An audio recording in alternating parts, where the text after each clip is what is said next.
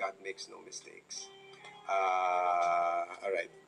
Tuloy-tuloy po tayo sa last part ng ating programa. Kung may mga comments pa sa ating sa ating tanong na aalis ka ba sa trabaho mo kahit medyo lang kinikita mo kung hindi ka na masaya, we will do that because kumain kasi ang Q&A ng oras eh. Anyway, good evening kay 172. Hello po sa inyo. Kuya, student teacher po ako. Nagkakagusto po ako sa aking mentor. Maganda siya at mabait. At 2 years na ang gap namin. Tama ba naligawan ko siya kahit parang may boyfriend na siya? Okay, number 1. Student teacher ka, meron kang mentor. Ibig sabihin teacher mo yon. Kung teacher mo sa school ninyo,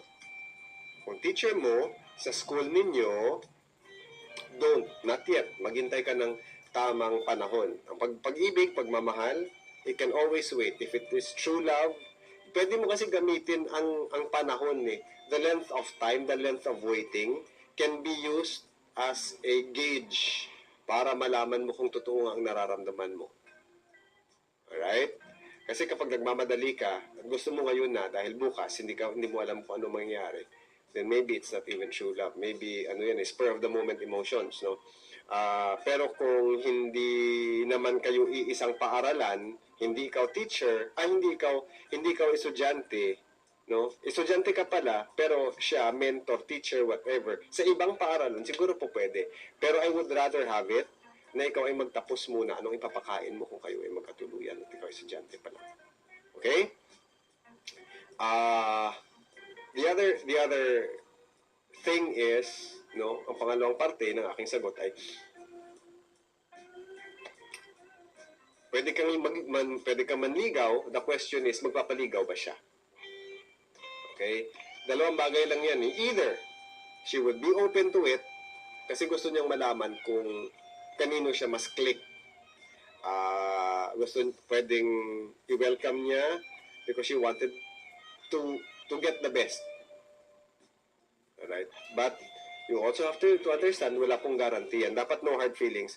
Kung i-allow ka niya na manligaw and it turns out, no, wala pala talaga, there's nothing to it, and then she's going to be honest and she's going to tell you na, hey, I allowed you but it is not working right and I do not feel it is right.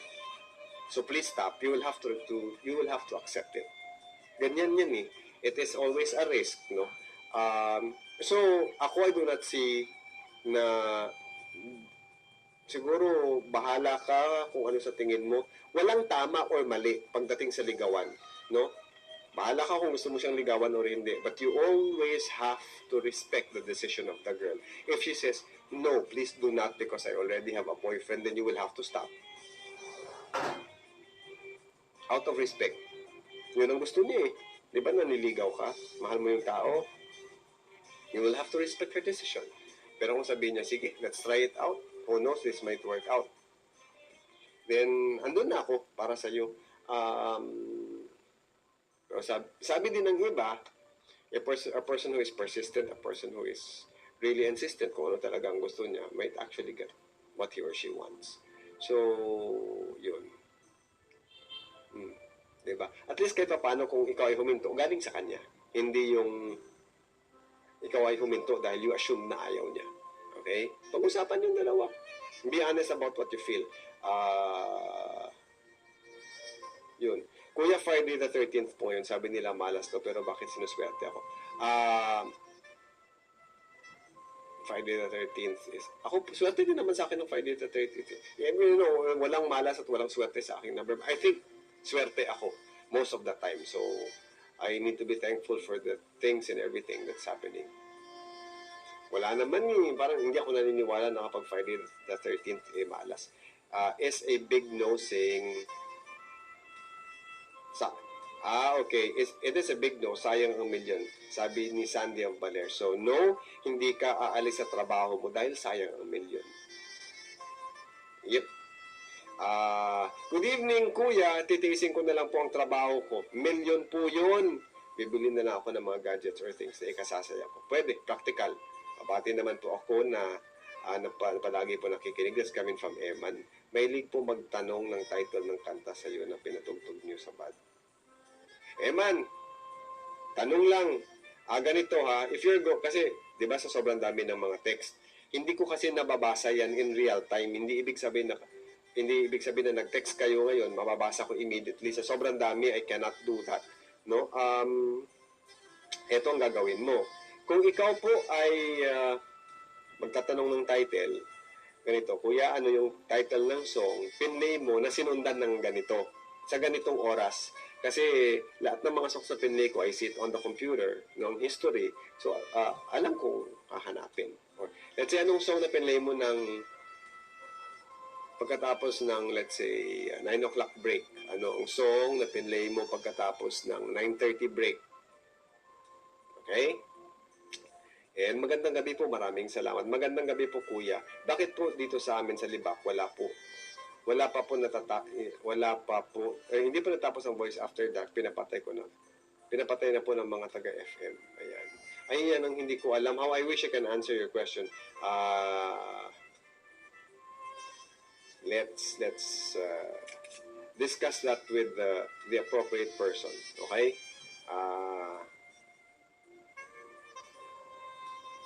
I love your song intro, sabi ni Mizil of Naval Biliran. Magandang gabi. Ay, sina ate po naghahanap niya ng mga songs na yan, silang nagsasuggest.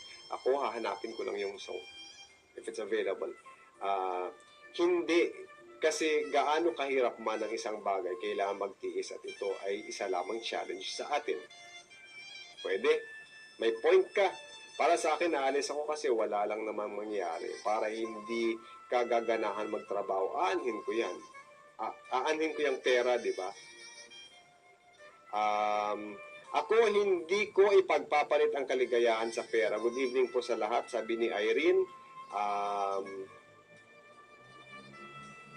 Binabati po natin ang mga taga-gubat na nakikinig ngayon, lalo na po sa papa ko. Yan po, walang mga question, walang mga cue na gamit ako.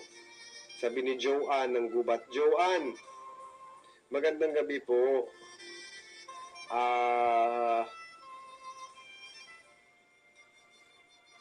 Anyway, maraming salamat po sa iyong message.